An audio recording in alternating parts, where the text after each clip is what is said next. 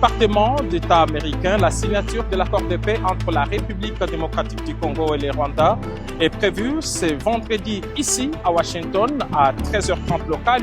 C'est un programme très léger en présence du secrétaire d'État américain Marco Rubio, Madame la ministre d'État, ministre des Affaires étrangères de la RDC, Thérèse Kayibanda, et son homologue du Rwanda vont signer cet accord qui est censé mettre un terme à la guerre et à obtenir le retrait inconditionnel des groupes armés.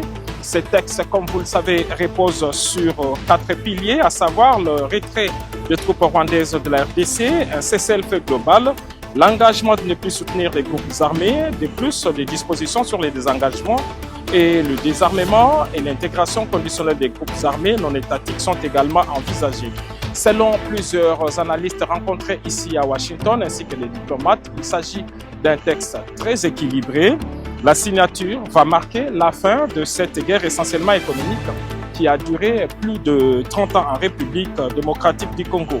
Une rencontre bilatérale est prévue à l'issue de cette signature entre la chef de la diplomatie congolaise et son homologue américain.